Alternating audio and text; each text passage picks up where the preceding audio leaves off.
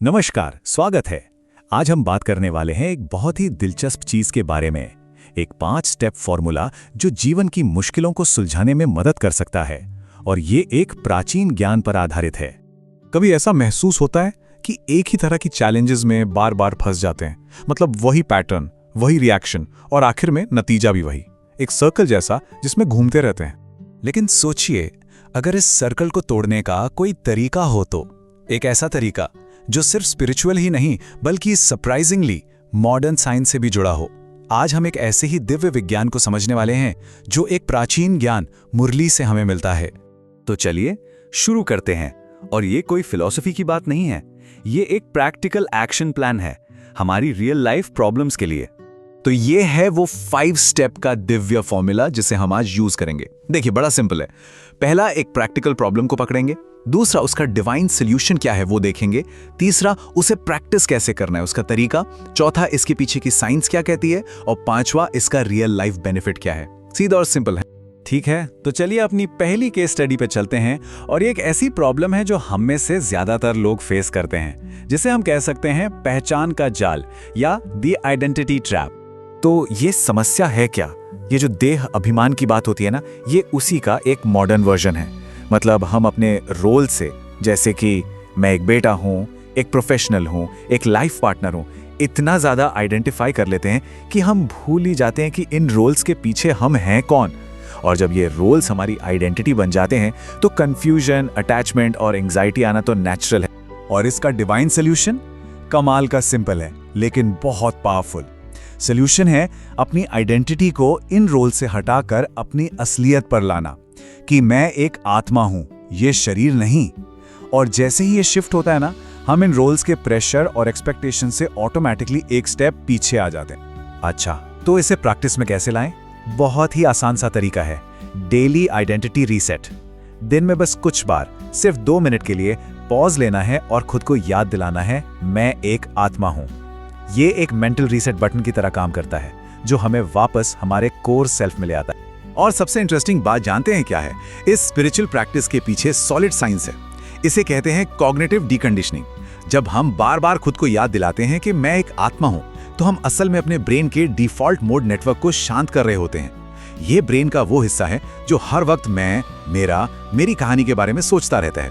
और जब ये शांत होता है तो इमोशनल रिएक्शंस अपने आप कम हो जाते हैं, और इसका असर हमारी सोच में एक जबरदस्त शिफ्ट आता है। देखिए, पहले क्या था, अगर ये रिश्ता खत्म हो गया तो मेरी तो आइडेंटिटी ही खत्म हो जाएगी। और अब क्या है, मैं एक आत्मा हूं, मैं इस रिश्ते को पूरी तरह से निभा सकता हूं, लेकिन उस डर और अटैचमेंट के बिना। हम रिश्तों को और अच्छे से निभाते हैं क्योंकि अब हमारी सेल्फ वर्थ उन पर डिपेंड नहीं करती। यही है इसका असली बेनिफिट। चलिए अब एक और केस स्टडी देखते हैं। ये है बुरी आदतों को रिवायर करने के बारे में। और ये तो एक ऐसी चीज है जिससे हम सब कहीं ना कहीं स्ट्रगल करते हैं, चाहे वो गुस्सा हो, जेलसी हो या कोई और नेगेटिव हैबिट। इस प्रॉब्लम को समझने के लिए एक बहुत पावरफुल मेटाफर है। सोचिए कि आत्मा एक सुई की तरह है, एकदम साफ, चमकदार, प्योर। लेकिन वक्त के साथ हमारी नेगेटिव आदतें और थॉट्स, जैसे गुस्सा, ईगो, वो इस सुई पे रस्ट यानी जंग की एक परत चढ़ा देते हैं। ये जंग आत्मा की असली चमक को, उसकी प्योरिटी को ढक देती है। तो सवाल है, इस जंग को साफ कैसे करें? जवाब है आध्यात्मिक याद से। ये प्रैक्टिस एक क्लेंजर की तरह काम करती है, जो धीरे धीरे इस जंग को हटाती है और आत्मा को वापस उसके ओरिजिनल प्योर स्टेट में ले आती है। अब अगर इसी जंग को साइंटिफिक लैंग्वेज में समझें तो ये हैं हमारे हैबिट लूप्स। ये हमारे सबकॉन्शियस माइंड की कंडीशनिंग है, दिमाग में बने हुए पक्के रास्ते। मतलब हमें पता होता है कि गुस्सा करना ठीक नहीं है, पर सिचुएशन आते ही वो रिएक्शन ऑटोमेटिकली हो जाता है, हम खुद को रोक ही नहीं पाते।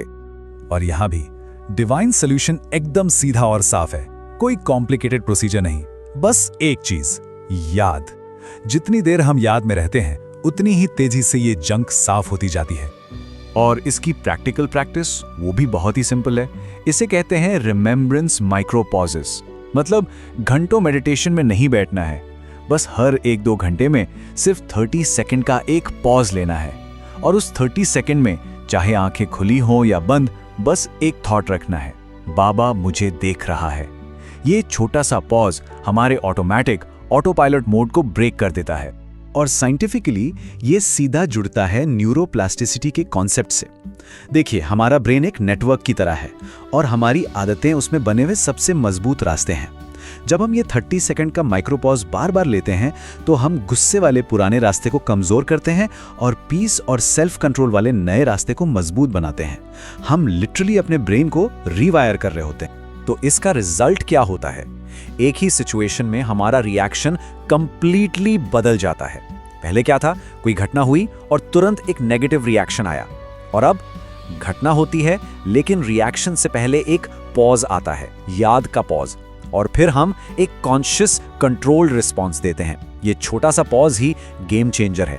ये हमें रिएक्ट करने की जगह रिस्पॉन्ड करने की पावर देता है। तो अभी तक हमने अलग अलग प्रॉब्लम्स को सॉल्व करने की बात की, लेकिन इन सब प्रैक्टिसेस का अल्टीमेट गोल क्या है? ये सिर्फ प्रॉब्लम फिक्सिंग नहीं है। असली लक्ष्य है एक ऐसी स्टेज तक पहुंचना जिसे हम कह सकते हैं इनर स्टेबिलिटी। याद है वो सुई वाला मेटाफर? जब तक सुई पे जंग लगी है वो मैग्नेट की तरफ अट्रैक्ट नहीं होगी, लेकिन जैसे जैसे वो जंग साफ होती है उसका नेचुरल अट्रैक्शन पावर वापस आ जाता है।